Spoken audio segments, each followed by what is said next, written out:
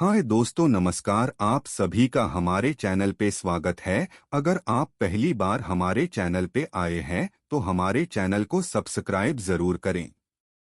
आज फिर से आप सभी के लिए एक नई कहानी लेकर आए हैं। उम्मीद है आप सभी को अच्छी लगेगी। तो चलिए कहानी शुरू करते हैं। बहुत पुरानी बात है। एक नगर में 4 ब्राह्मण पुत्र रहते थे। उन चारों ने साथ मिलकर शिक्षा प्राप्त की, किंतु चारों बहुत गरीब थे। वे चारों गरीबी से तंग आकर सोचने लगे कि इतना ज्ञान प्राप्त करके गरीबी में ही जीवन काटना है तो ज्ञान प्राप्त करने का कोई फायदा नहीं है। गरीब व्यक्ति को समाज में कोई मान सम्मान नहीं देता। उसके रिश्तेदार और सगे संबंधी भी उससे मुंह मोड़ लेते हैं। ज्ञान से धन अर्जन भी किया जा सकता है, तो हमें भी इस ज्ञान का उपयोग गरीबी दूर करने में करना चाहिए। यह सोचकर वे चारों धन प्राप्त करने के लिए दूसरे नगर की ओर चल दिए। रास्ते में वे पवित्र नदियों में स्नान करते और मंदिरों के दर्शन करते हुए जा रहे थे। एक स्थान पर उन्हें आश्रम दिखलाई दिया। वे चारों उस आश्रम में चले गए। उन्होंने वहां एक योगी को देखा जिनके चेहरे पर तेज था। चारों ने उन योगी महाराज को प्रणाम किया और वहीं रुक गए। योगी ने चारों से पूछा, तुम कौन हो और किधर जा रहे हो? चारों ब्राह्मण पुत्रों ने अपना परिचय दिया और बतलाया, हम बहुत गरीब हैं और गरीब होने के कारण समाज में हमें कोई मान सम्मान नहीं देता। इसी कारण धन कमाने की कामना से घर से दूसरे नगर जा रहे हैं।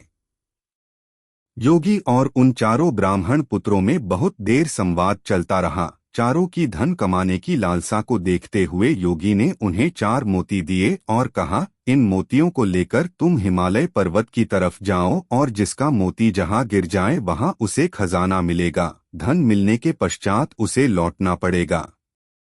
चारों ब्राह्मण पुत्र योगी को प्रणाम करके मोती लेकर हिमालय की दिशा में चल दिए। जाते जाते रास्ते में एक ब्राह्मण पुत्र के हाथ से मोती गिर गया। जब वहां खुदाई की तो वहां तांबे की खदान मिली। उसने अपने मित्रों से तांबा लेकर वापस घर चलने के लिए कहा। इस बात पर उसके साथी बोले, इस तांबे से हमारी गरीबी दूर नहीं हो सकती। जिसके हाथ से मोती गिरा था वह इच्छानुसार तांबा लेकर घर चला गया। शेष तीनों हिमालय की तरफ चल दिए। चलते चलते एक और मित्र के हाथ से मोती गिर गया। जब उस स्थान को खोदा गया तो वहां चांदी की खदान मिली। वह बोला, अपनी इच्छानुसार चांदी लेकर घर चलते हैं।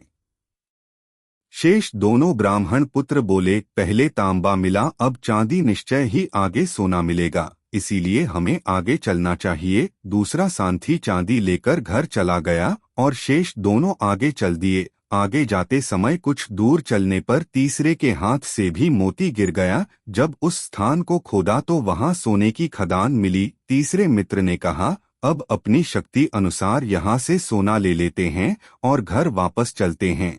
इस सोने से हमारी गरीबी दूर हो जाएगी। चौथा ब्राह्मण पुत्र बोला, हमें पहले तांबा, फिर चांदी और अब सोना मिला है। अगर हम आगे जाते हैं तो निश्चय ही हमें हीरे जवाहरात मिलेंगे। थोड़े से ही हीरे जवाहरातों से हम बहुत धनवान बन जाएंगे। हमें आगे चलना चाहिए। तीसरा ब्राह्मण पुत्र बोला, मैं तो इतने में संतुष्ट हूँ। तुम्हें अगर आगे जाना है तो तुम जा सकते हो, मैं यहीं बैठकर तुम्हारा इंतजार करूंगा। चौथा मित्र उसे छोड़कर आगे चल दिया। रास्ता बहुत कठिन था, फिर भी वह आगे बढ़ता ही जा रहा था। आगे रास्ते में उसे एक व्यक्ति मिला जिसके सिर पर चक्र घूम रहा था। ब्राह्मण पुत्र ने उस व्यक्ति से पूछा, यह चक्र तुम्हारे सिर पर क्यों घूम रहा है?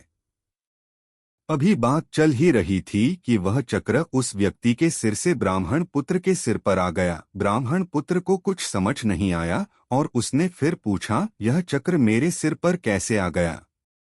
उस व्यक्ति ने कहा, यह चक्र इसी तरह मेरे सिर पर भी आया था। मैं भी धन के लोभ में यहाँ आया था।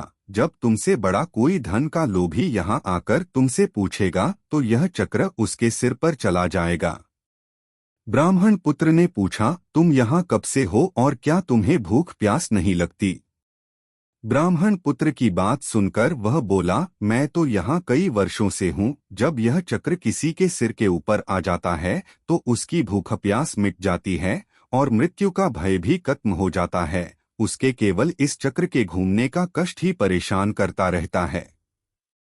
इधर तीसरा मित्र जो सोना पाकर संतुष्ट हो गया था, उसने बहुत समय तक अपने मित्र के लौटने का इंतजार किया, किंतु जब वह नहीं आया तब खुद ही उसे ढूंढने आगे बढ़ गया और अपने मित्र के पैरों के निशान की सहायता से वहां तक पहुंच गया जिधर उसका मित्र था।